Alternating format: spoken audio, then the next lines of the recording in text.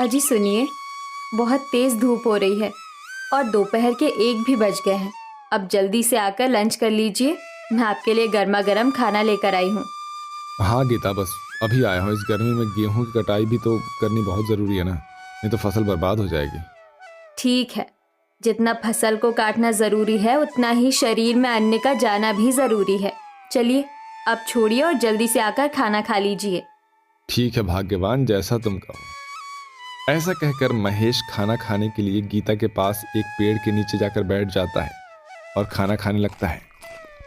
खाना तो काफ़ी अच्छा बना है, बस इस गर्मी में खाने का मन ही नहीं कर रहा। वहीं प्यास लगी है तो पानी इतना गर्म है कि उसे पीने का मन नहीं कर रहा है। बहुत तेज़ धूप हो रही है।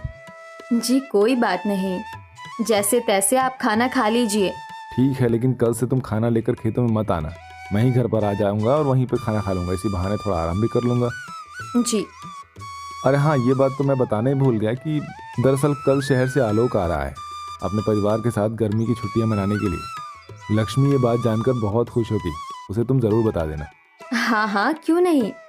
इसी तरह बातें करते हुए महेश खाना खा लेता है और दोबारा से जाकर अपने काम में लग जाता है। इसी प्रकार सुबह से शाम हो जाती है और महेश अपने घर की ओर जाने लगता है। कुछ समय बाद वो अपने घर पहुंच जाता है, जहां उसकी 8 साल की बेटी लक्ष्मी उसके लिए पानी लेकर आती है। पिताजी, आप आ गए, ये लीजिए पानी पी लीजिए। हाँ हाँ, क्यों नहीं, दो ना। जैसे ही महेश पानी पीता है तो उसे पानी काफी गर्म लगता है। ये पानी तो काफी गर्म है। हाँ पिताजी, लग रहा है घड़ा खराब हो गया है। हाँ मुझे भी यही लग रहा है। दोपहर में भी पानी काफ़ी गर्म था और अभी भी। कोई बात नहीं, जैसे ही फसल बिकता है दूसरा घड़ा खरीद कर ले आएंगे। हाँ भाग्यवान, अब क्या ही कर सकते हैं। मैं तो तुम्हें एक ढंग की जिंदगी भी नहीं दे पा रहा हूँ। अरे नहीं, आप ऐसा क्यों बोल रहे हैं। आप हमें बहुत खुश रखते हैं। छोड़िए इन सब बातों को और चलिए खाना खा लीजिए। इसके बाद पूरा परिवार एक साथ खाना खाता है और फिर जैसे तैसे गर्मी में घर के बाहर ही पेड़ के नीचे सभी सो जाते हैं और एक कार महेश के घर के आगे आकर रुकती है। ये गाड़ी तो देवर जी की लग रही है। लग रहा है वो आ गए। महेश का छोटा भाई आलोक अपनी पत्नी और बेटे के साथ शहर में रहते थे। आलोक पढ़ा लिखा था, इसलिए उसकी शहर में नौकरी लग जाती है, जहां कुछ समय बाद उसने खुद का घर भी बना लिया था, जिसमें जरूरत की हर चीज थी। फिलहाल वो अपने बेटे नितिन और अपनी पत्नी तान्या के साथ गांव में कुछ दिन छुट्टियां मनाने के लिए आया था।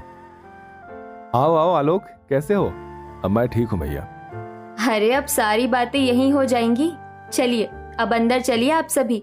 जब तक देवर जी का नौकर घर साफ कर रहा है तब तक आप हमारे पास ही रहिए। वो सभी घर के अंदर आ जाते हैं, लेकिन एसी वाली कार से उतरने के बाद नितिन को काफी गर्मी लगने लगती है। पापा, यहाँ तो काफी गर्मी है।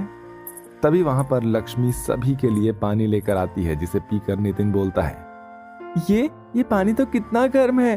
क्या तुम्हारे यहाँ पर फ्रिज नहीं है? नहीं भाई, हमारे यहाँ फ्रिज नहीं है। हम सब तो मटके का पानी पीते हैं, लेकिन मटका काफी पुराना हो गया है, इसलिए ये भी पानी ठंडा नहीं करता। नितिन बेटा, हमारे यहाँ ना तो फ्रिज है और ना ही एसी। हम तो मटके का पानी पीते हैं और पेड़ों का हवा खाते हैं, जिससे हम स्वस्थ रहते हैं। हमारे लिए तो मटके का पानी ही फ्रिज है और पेड़ हमारे लिए एसी। ओफो, पता नहीं कैसे रहते हो तुम सब यहाँ पर। हेलो, हरिया से बोलो, वो जल्दी घर साफ कर दे और एसी भी चालू कर दे। यहाँ तो मेरे और मेरे बेटे का दम घुट जाएगा। कैसी बातें कर रही हो तान्या? यह हमारी जन्मभूमि है। यहाँ आते ही तो मेरी जान में जान आ जाती है। और नितिन बेटा, जरा लक्ष्मी बिटिया को देखो, वो भी तो इसी गांव में रहती है, उसे तो गर्मी नहीं लगती। आप तो हमेशा से ही इनकी तरफदारी करते आए हो। देख नहीं रहे हो मेरे फूल जैसे बच्चे का कैसे गर्मी में हाल हो रखा है। तभी बीच में गीता हिचकिचाते हुए बोलती है, वैसे तान्या, मैंने तुम सबका खाना यहीं पर बना दिया है, कहो तो लगा दूं? लेकिन माँ, भला इस गर्मी में हमसे खाना कैसे खाया जाएगा? मेरे भाई, तो इसकी फिक्र मत कर, मैं आप सभी को पंखा कर दूंगी। आप सभी बैठकर आराम से खाना खाइए। गीता ने उन सबको खाना परोसा और लक्ष्मी उन सभी को पंखा करती रही। कुछ देर बाद वो सभी सामने वाले अपने घर में चले गए, जहां तान्या और नितिन सबसे पहले एसी ऑन करते हैं और उसमें बैठकर राहत की सांस लेते हैं। अब नितिन फिर से ठंडा पानी पीकर और एसी में बैठकर अपनी गर्मी दूर करता है। उधर लक्ष्मी अपने आंगन में सोई हुई अपनी सोच में डूबी हुई होती है। क्या हुआ लक्ष्मी बेटी, आज मेरी बिटिया को नींद नहीं आ रही है क्या? पिताजी, आलोक चाचा इतने अमीर है, उनके पास शहर और गांव में दोनों जगह एसी और फ्रिज है, और एक हम लोग इतने गरीब हैं कि हमारे पास एक पंखा तक नहीं है। आपके और चाचा में इतनी अमीरी गरीबी का फर्क क्यों है पापा? अरे बेटिया, बस ये बात है, दरअसल तेरे पिताजी ने पढ़ाई नहीं की, इसलिए वो गांव में ही रह गए, जबकि तुम्हारे चाचा ने खूब पढ़ाई की, जिस कारण उनकी शहर में नौकरी लग गई। पिताजी, आप देखिएगा, मैं भी खूब पढ़ूंगी लिखूंगी और फिर एक अच्छी सी नौकरी करके आप सभी के लिए एसी और फ्रिज लाऊंगी। मेरी बच्ची, तू खूब खुश रह। चल अब सो जा, बहुत रात हो गई है। अगले दिन महेश जब कड़ी धूप में मेहनत करके घर लौटता है तो उसने लक्ष्मी से पानी मांगा। पिताजी, हमारे पास तो गर्म पानी है, अब जब तक चाची जी यहाँ है हम तब तक उनके यहाँ से बर्फ तो ला ही सकते हैं ना। मैं अभी चाची जी के घर से बर्फ का ठंडा पानी लेकर आती हूँ। लक्ष्मी अपनी चाची के घर बर्फ लेने चली गई, जहाँ नितिन एसी में बैठकर आराम से आइसक्रीम खा रहा था। भाई नितिन, मुझे थोड़ी बर्फ दे दो, पिताजी खेत से आए हैं तो उन्हें ठंडा पानी देना है। और ये तुम क्या आइसक्रीम खा रहे हो? अरे वो लक्ष्मी की बच्ची, मेरी आइसक्रीम को देखकर नजर मत लगाना, और मैं अच्छे से जानता हूँ कि तुम रोज रोज बर्फ के बहाने एसी की हवा खाने के लिए आ जाती हो। बिल्कुल ठीक कह रहा है मेरा बेटा, और तुम्हें बर्फ की क्या जरूरत है? तुम सबको तो मटके का पानी पीने की आदत है ना, तो वही पियो। क्यों तुम ये अमीरों की आदत डाल रहे हो? वैसे भी जब हम वापस चले जाएंगे तुम्हें ही मुश्किल होगी, और वैसे भी बर्फ अभी जमी नहीं है, शाम तक जमेगी। चल अब जा यहाँ से। अपनी चाची की ऐसी बातें सुनकर लक्ष्मी रोते हुए अपने घर आ जाती है।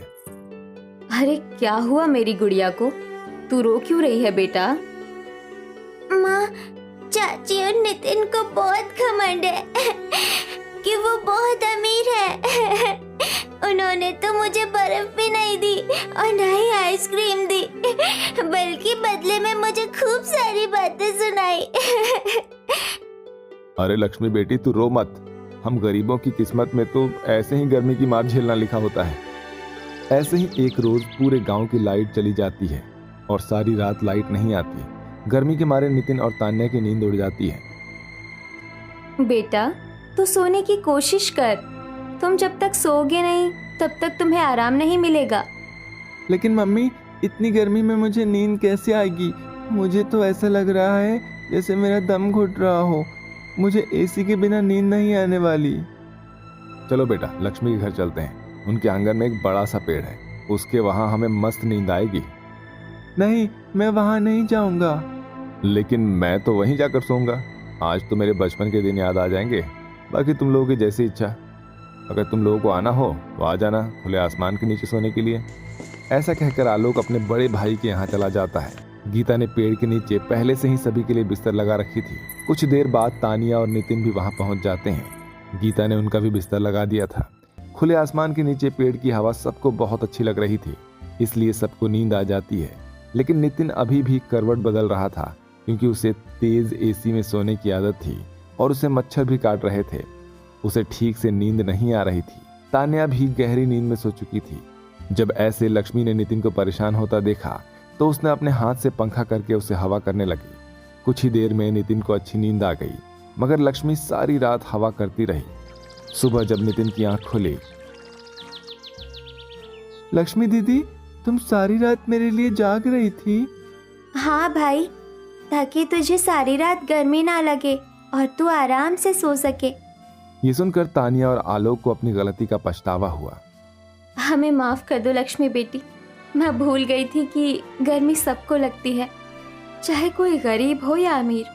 हाँ दीदी, मुझे माफ कर दो, मैंने तुम्हारे गरीबी का मजाक उड़ाया।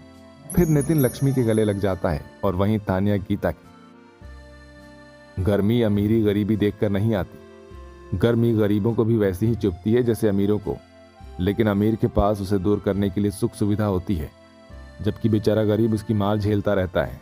इसलिए अगर हम उनकी थोड़ी बहुत मदद कर सकें तो उसमें हमारा कुछ नहीं जाएगा। वैसे गलती मेरी भी है, जो मेरे पास इतना कुछ होते हुए भी मैंने अपने भाई की मदद नहीं की। कुछ दिन बाद आलोक अपने भाई के घर में एक फ्रिज और एक एसी लगवा देता है। साथ ही गर्मियों में बिजली का बिल भी वही भरता है ताकि उन्हें गर्मी की मार न झेलनी पड़े। छुट्टियां खत्म होने पर वो शहर वापस लौट जाते हैं और अब महेश और गीता जब भी धूप में मेहनत करके घर वापस आते हैं तो लक्ष्मी उनके लिए एसी ऑन कर देती है। अब उन्हें गर्मी की मार से राहत मिल जाती है। और ऐसे ही हर साल आलोक भी अपने परिवार के साथ गांव घूमने आता है और पूरा परिवार एक साथ गर्मी का मजा लेता है।